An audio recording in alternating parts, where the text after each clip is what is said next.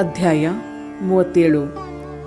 ಯೋಗದ ಅನೇಕ ಭೇದಗಳು, ಅದರ 8 ಮತ್ತು 6 ಅಂಗಗಳ ವಿವೇಚನೆ, ಯಮ, ನಿಯಮ, ಆಸನ, ಪ್ರಾಣಾಯಾಮ, ದಶವಿಧ ಪ್ರಾಣಗಳನ್ನು ಗೆಲ್ಲುವ ಮಹಿಮೆ, ಪ್ರತ್ಯಾಹಾರ, ಧಾರಣೆ, ಧ್ಯಾನ ಮತ್ತು ಸಮಾಧಿಯ ನಿರೂಪಣೆ.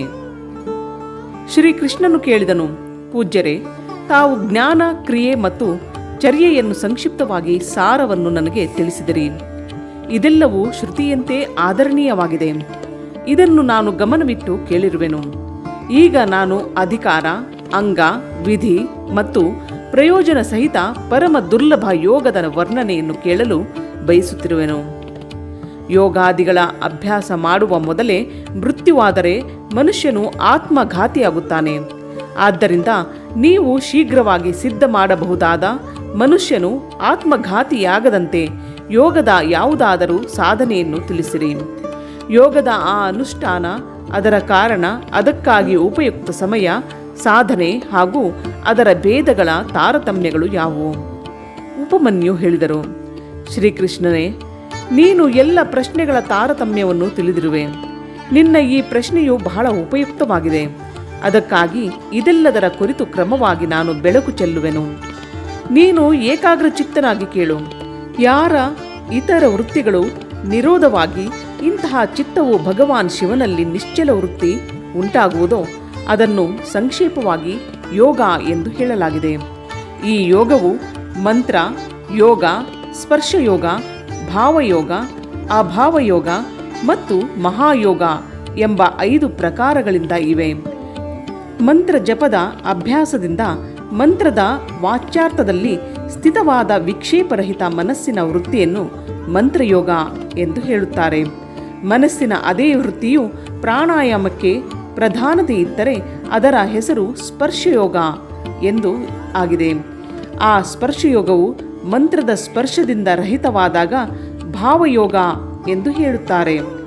ಸಮಸ್ತ ವಿಶ್ವದ ರೂಪ ಮಾತ್ರದ ಅವಯವಗಳು ವಿಲೀನವಾಗುವುದನ್ನೇ ಅಭಾವಯೋಗ ಎಂದು ಹೇಳಲಾಗಿದೆ. ಏಕೆಂದರೆ ಆಗ ಸದ್ವಸ್ತುವಿನ ಕೂಡ ಎಚ್ಚರವಿರುವುದಿಲ್ಲ. ಉಪಾಧಿ ಶೂನ್ಯ ಏಕಮಾತ್ರ ಶಿವ ಸ್ವಭಾವದ ಚಿಂತನೆ ಮಾಡುತ್ತಾ ಮನಸ್ಸಿನ ವೃತ್ತಿಗಳು ಶಿವಮಯವಾದಾಗ ಅದನ್ನು ಮಹಾಯೋಗ ಎಂದು ಹೇಳುತ್ತಾರೆ. ನೋಡಿದ ಮತ್ತು ಕೇಳಿದ ಲೌಕಿಕ ಹಾಗೂ ಪಾರಲೌಕಿಕ ವಿಷಯಗಳಿಂದ ಮನಸ್ಸು ವಿರಕ್ತವಾಗಿರುವವನೇ ಯೋಗದ ಅಧಿಕಾರಿಯಾಗಿದ್ದಾನೆ. ಲೌಕಿಕ ಮತ್ತು ಪಾರಲೌಕಿಕ ಎರಡೂ ವಿಷಯಗಳ ದೋಷಗಳ ಹಾಗೂ ಈಶ್ವರನ ಗುಣಗಳನ್ನು ಸದಾ ದರ್ಶಿಸುವುದರಿಂದ ಮನಸ್ಸು ವಿರಕ್ತವಾಗುತ್ತದೆ. ಪ್ರಾಯಶಃ ಎಲ್ಲ ಯೋಗಗಳು 8 ಅಥವಾ 6 ಅಂಗಗಳಿಂದ ಕೂಡಿರುತ್ತವೆ. ಯಮ, ನಿಯಮ, ಸ್ವಸ್ತಿಕಾದಿ ಆಸನ, ಪ್ರಾಣಾಯಾಮ, ಪ್ರತ್ಯಾಹಾರ, ಧಾರಣೆ, ಧ್ಯಾನ ಮತ್ತು ಸಮಾಧಿ.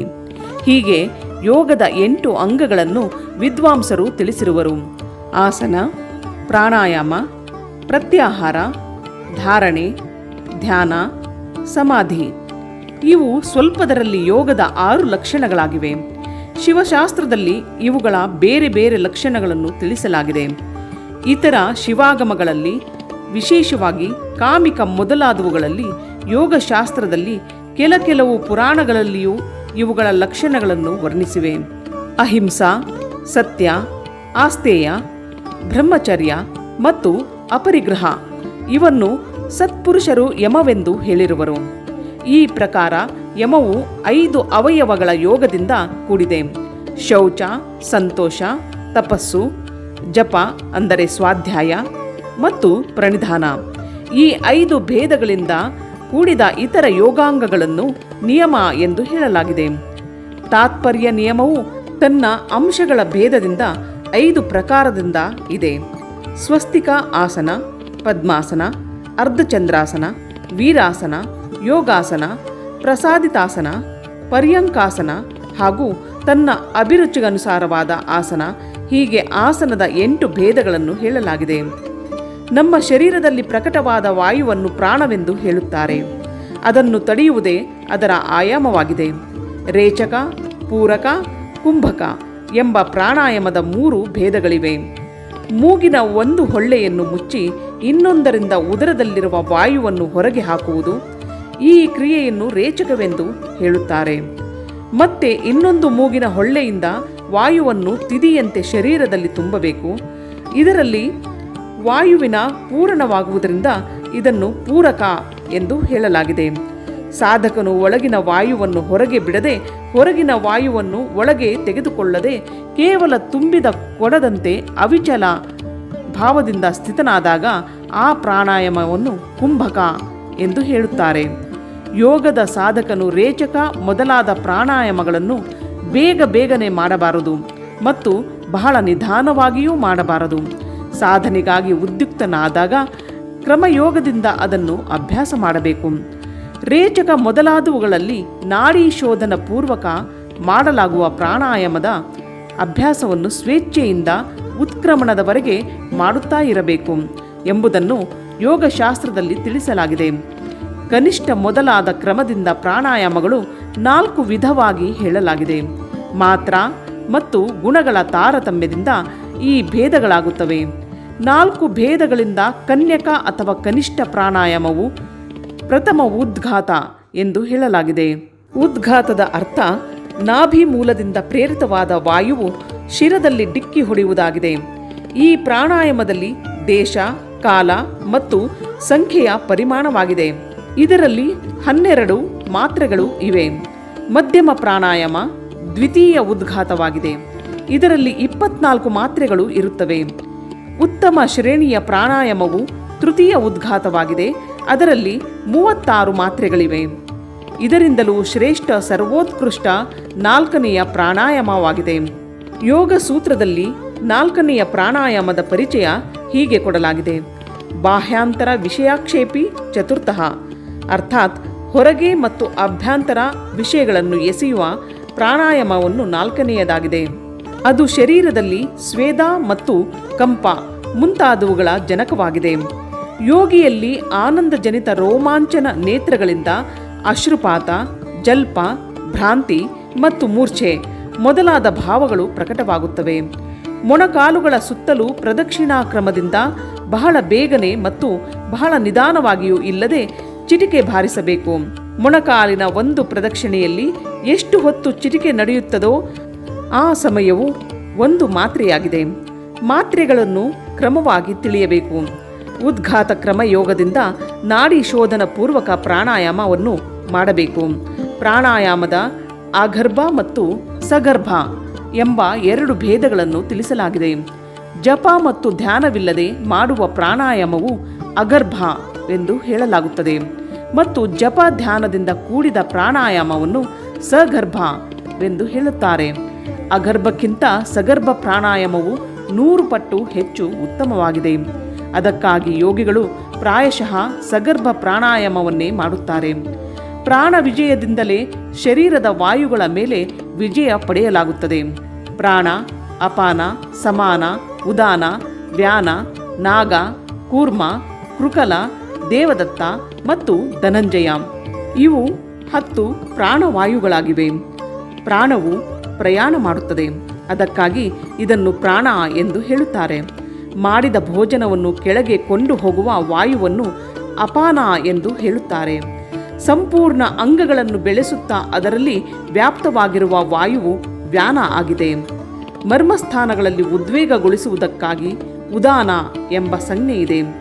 ಎಲ್ಲ ಅವಯವಗಳನ್ನು ಸಮಾನ ಭಾವದಿಂದ ನಡೆಸುವ ತನ್ನ ಆ ಸಮನಯನ ರೂಪಿ ಕರ್ಮದಿಂದ ಆ ವಾಯುವನ್ನು ಸಮಾನ ಎಂದು ಹೇಳುವರು. ಉಗುಳುವುದರಲ್ಲಿ ಕಾರಣವಾದ ವಾಯುವನ್ನು ನಾಗ ಎಂದು ಹೇಳುತ್ತಾರೆ. ಕಣ್ಣು ಮುಚ್ಚಿ ತೆರೆಯುವುದರಲ್ಲಿ ಕೂರ್ಮ ಎಂಬ ವಾಯುವಿನ ಸ್ಥಿತಿಯಾಗಿದೆ. ಸೀನುವುದರಲ್ಲಿ ಕೃಕಲ ಮತ್ತು ಆಕಳಿಕೆಯಲ್ಲಿ ದೇವದತ್ತ ಎಂಬ ವಾಯುವಿನ ಸ್ಥಿತಿಯಾಗಿದೆ. ಧನಂಜಯ ಎಂಬ ವಾಯುವು ಸಂಪೂರ್ಣ ಶರೀರದಲ್ಲಿ ವ್ಯಾಪ್ತವಾಗಿರುತ್ತದೆ. ಅದು ಸತ್ತ ಶರೀರವನ್ನು ಬಿಡುವುದಿಲ್ಲ. ಕ್ರಮವಾಗಿ ಅಭ್ಯಾಸದಲ್ಲಿ ತಂದಿರುವ ಈ ಪ್ರಾಣಾಯಾಮವು ಉಚಿತ ಪ್ರಮಾಣ ಅಥವಾ ಮಾತ್ರೆಗಳಿಂದ ಕೂಡಿದಾಗ ಅದು ಕರ್ತೃವಿನ ಎಲ್ಲ ದೋಷಗಳನ್ನು ಸುಟ್ಟು ಬಿಡುವುದು ಹಾಗೂ ಅವನ ಶರೀರವನ್ನು ರಕ್ಷಿಸುವುದು. ಪ್ರಾಣದ ಮೇಲೆ ವಿಜಯ ಪ್ರಾಪ್ತವಾದಾಗ ಅದರಿಂದ ಪ್ರಕಟವಾಗುವ ಚಿಹ್ನೆಗಳನ್ನು ಚೆನ್ನಾಗಿ ನೋಡಬೇಕು.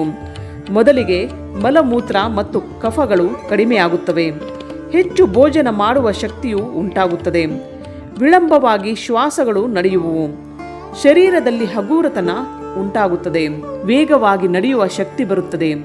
ಹೃದಯದಲ್ಲಿ ಉತ್ಸಾಹ ಹೆಚ್ಚುತ್ತದೆ. ಧ್ವನಿ ಮಧುರವಾಗುತ್ತದೆ. ಸಮಸ್ತ ರೋಗಗಳು ನಾಶವಾಗುತ್ತವೆ. ಬಲ, ತೇಜ ಮತ್ತು ಸೌಂದರ್ಯದ ವೃದ್ಧಿಯಾಗುತ್ತದೆ. ಧೃತಿ, ಮೇಧ, ತಾರುಣ್ಯ, ಸ್ಥಿರತೆ ಹಾಗೂ ಪ್ರಸನ್ನತೆ ಬರುತ್ತದೆ. ತಪಸ್ಸು, ಪ್ರಾಯಶ್ಚಿತ್ತ, ಯಜ್ಞ, ದಾನ, ವ್ರತಾದಿ ಸಾಧನೆಗಳೆಲ್ಲವೂ ಪ್ರಾಣಾಯಾಮದ 16ನೆಯ ಒಂದು ಕಲೆಗೂ ಸಮಾನವಾಗಲಾರದು.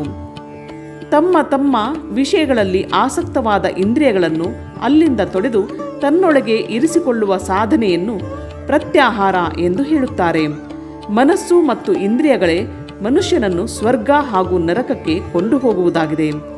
ಅವನ್ನು ವಶಪಡಿಸಿಕೊಂಡರೆ ಸ್ವರ್ಗದ ಪ್ರಾಪ್ತಿಯಾಗುತ್ತದೆ ಮತ್ತು ವಿಷಯಗಳ ಕಡೆಗೆ ಹರಿದು ಬಿಟ್ಟಾಗ ನರಕದಲ್ಲಿ ತಳ್ಳುವುದು. ಅದಕ್ಕಾಗಿ ಸುಖದ ಇಚ್ಛೆಯುಳ್ಳ ಬುದ್ಧಿವಂತ ಪುರುಷನು ಜ್ಞಾನ ವೈರಾಗ್ಯಗಳನ್ನು ಆಶ್ರಯಿಸಿ ಇಂದ್ರಿಯ ರೂಪಿ ಕುದುರೆಗಳನ್ನು ಬೇಗನೆ ನಿಯಂತ್ರಣದಲ್ಲಿಟ್ಟು ಆತ್ಮೋದ್ಧಾರವನ್ನು ಮಾಡಿಕೊಳ್ಳಬೇಕು. ಚಿತ್ತವನ್ನು ಯಾವುದಾದರೂ ಸ್ಥಾನ ವಿಶೇಷದಲ್ಲಿ ಕಟ್ಟಿಡುವುದು, ಯಾವುದೋ ಧ್ಯೇಯ ವಿಶೇಷದಲ್ಲಿ ಸ್ಥಿರಗೊಳಿಸುವುದನ್ನೇ ಸಂಕ್ಷೇಪವಾಗಿ ಧಾರಣೆಯ ಸ್ವರೂಪವಾಗಿದೆ. ಏಕಮಾತ್ರ ಶಿವನೇ ಸ್ಥಾನವಾಗಿರುವನು, ಬೇರೆ ಯಾವುದೂ ಇಲ್ಲ. ಏಕೆಂದರೆ ಇತರ ಸ್ಥಾನಗಳಲ್ಲಿ ತ್ರಿವಿಧ ದೋಷಗಳು ಇರುತ್ತವೆ. ಯಾವುದೇ ನಿಯಮಿತ ಕಾಲದವರೆಗೆ ಸ್ಥಾನ ಸ್ವರೂಪ ಶಿವನಲ್ಲಿ ಸ್ಥಾಪಿತವಾದ ಮನಸ್ಸು ಲಕ್ಷ್ಯದಿಂದ ಚ್ಯುತವಾಗದಿದ್ದರೆ ಧಾರಣೆಯ ಸಿದ್ಧಿ ಎಂದು ತಿಳಿಯಬೇಕು.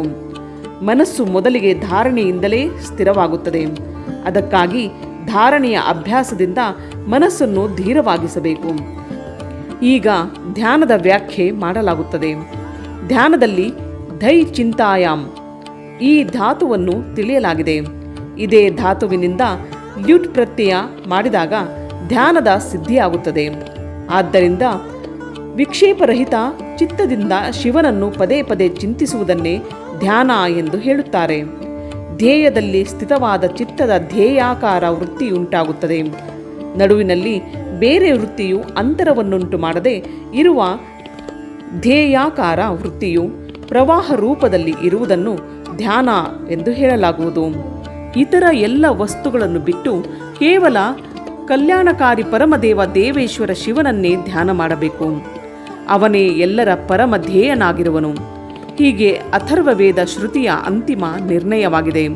ಹೀಗೆಯೇ ಶಿವಾದೇವಿಯು ಪರಮ ಧ್ಯೇಯವಾಗಿರಬೇಕು. ಶಿವೆ ಮತ್ತು ಶಿವ ಇವರಿಬ್ಬರು ಸಂಪೂರ್ಣ ಪ್ರಾಣಿಗಳಲ್ಲಿ ವ್ಯಾಪ್ತರಾಗಿದ್ದಾರೆ. ಶಿವೆ ಮತ್ತು ಶಿವನು ಸರ್ವವ್ಯಾಪಕ, ಸರ್ವದಾ ಉದಿತ, ಸರ್ವಜ್ಞ ಹಾಗೂ ನಾನಾ ರೂಪಗಳಲ್ಲಿ ನಿರಂತರ ಧ್ಯಾನ ಮಾಡಬೇಕೆಂದು ಶ್ರುತಿ, ಸ್ಮೃತಿ, ಶಾಸ್ತ್ರಗಳಿಂದ ಕೇಳಲಾಗಿದೆ. ಈ ಧ್ಯಾನದ 2 ಪ್ರಯೋಜನಗಳನ್ನು ತಿಳಿದುಕೊಳ್ಳಬೇಕು. ಮೊದಲನೆಯದು ಮೋಕ್ಷ, ಇನ್ನೊಂದು ಪ್ರಯೋಜನ ಅಣಿಮಾದಿ ಸಿದ್ಧಿಗಳ ಪ್ರಾಪ್ತಿ. ಧ್ಯಾತ, ಧ್ಯಾನ, ಧ್ಯೇಯ ಮತ್ತು ಧ್ಯಾನ. ಪ್ರಯೋಜನ ಈ 4 ಚೆನ್ನಾಗಿ ತಿಳಿದುಕೊಂಡು ಯೋಗವೇತ್ತನಾದ ಪುರುಷನು ಯೋಗದ ಅಭ್ಯಾಸವನ್ನು ಮಾಡಬೇಕು. ಜ್ಞಾನ ವೈರಾಗ್ಯಗಳಿಂದ ಸಂಪನ್ನನು, ಶ್ರದ್ಧಾಳುವು, ಕ್ಷಮಾಶೀಲನು, ಮಮತಾರಹಿತನು, ಸದಾ ಉತ್ಸಾಹಶೀಲನು ಆದ ಪುರುಷನನ್ನು ಧ್ಯಾತ ಎಂದು ಹೇಳಲಾಗಿದೆ. ಅರ್ಥಾತ್ ಅವನೇ ಧ್ಯಾನ ಮಾಡುವುದರಲ್ಲಿ ಸಫಲನಾಗುತ್ತಾನೆ. ಸಾಧಕನು ಜಪದಿಂದ ಬಳಲಿದಾಗ ಧ್ಯಾನ ಮಾಡಲಿ ಮತ್ತು ಧ್ಯಾನದಿಂದ ಬಳಲಿದಾಗ ಪುನಃ ಜಪ ಮಾಡಲಿ. ಹೀಗೆ ಜಪ ಮತ್ತು ಧ್ಯಾನದಲ್ಲಿ ತೊಡಗಿರುವವನ ಯೋಗವು ಬೇಗನೆ ಸಿದ್ಧಿಯಾಗುವುದು. 12 ಪ್ರಾಣಾಯಾಮಗಳ ಒಂದು ಧಾರಣೆಯಾಗುತ್ತದೆ. 12 ಧಾರಣೆಗಳ ಧ್ಯಾನವಾಗುತ್ತದೆ ಮತ್ತು 12 ಧ್ಯಾನಗಳ ಒಂದು ಸಮಾಧಿಯಾಗುತ್ತದೆ. ಸಮಾಧಿಯನ್ನು ಯೋಗದ ಕೊನೆಯ ಅಂಗವೆಂದು ಹೇಳಲಾಗಿದೆ. ಸಮಾಧಿಯಿಂದ ಎಲ್ಲೆಡೆ ಬುದ್ಧಿಯ ಪ್ರಕಾಶ ಹರಡುತ್ತದೆ. ಯಾವ ಧ್ಯಾನದಲ್ಲಿ ಕೇವಲ ಧ್ಯೇಯವೇ ಅರ್ಥರೂಪದಿಂದ ಭಾಸವಾಗುವುದೋ, ಧ್ಯಾತ ನಿಶ್ಚಲ ಮಹಾಸಾಗರದಂತೆ ಸ್ಥಿರಭಾವದಿಂದ ಸ್ಥಿರವಾಗಿ ಇರುತ್ತಾನೋ, ಧ್ಯಾನ ಸ್ವರೂಪದಿಂದ ಶೂನ್ಯದಂತೆ ಆಗುತ್ತಾನೋ ಅದಕ್ಕೆ ಸಮಾಧಿ ಎಂದು ಹೇಳುತ್ತಾರೆ. ಯಾವ ಯೋಗಿಯು ಧ್ಯೇಯದಲ್ಲಿ ಚಿತ್ತವನ್ನು ತೊಡಗಿಸಿ ಸ್ಥಿರ ಭಾವದಿಂದ ಅದನ್ನು ನೋಡುತ್ತಾನೋ, ಆರಿಹೋದ ಬೆಂಕಿಯಂತೆ ಶಾಂತವಾಗಿರುತ್ತಾನೋ ಅವನನ್ನು ಸಮಾಧಿಸ್ಥ ಎಂದು ಹೇಳುವರು. ಅವನು ಕೇಳುವುದಿಲ್ಲ, ಮೂಸುವುದಿಲ್ಲ, ಮಾತನಾಡುವುದಿಲ್ಲ, ನೋಡುವುದಿಲ್ಲ, ಸ್ಪರ್ಶವನ್ನು ಅನುಭವಿಸುವುದಿಲ್ಲ. ಮನಸ್ಸಿನಲ್ಲಿ ಸಂಕಲ್ಪ ವಿಕಲ್ಪಗಳು ಇರುವುದಿಲ್ಲ.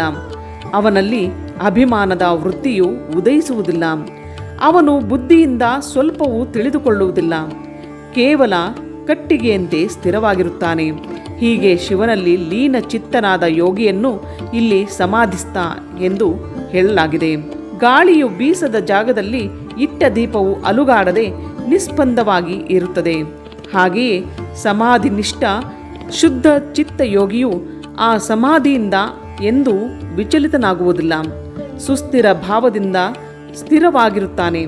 ಈ ಪ್ರಕಾರ ಉತ್ತಮ ಯೋಗವನ್ನು ಅಭ್ಯಾಸ ಮಾಡುವ ಯೋಗಿಯ ಎಲ್ಲ ಬಾಧೆಗಳು ಶೀಘ್ರವಾಗಿ ನಾಶವಾಗಿ ಸಂಪೂರ್ಣ ವಿಘ್ನಗಳು ನಿಧಾನವಾಗಿ ದೂರವಾಗಿ ಹೋಗುತ್ತವೆ.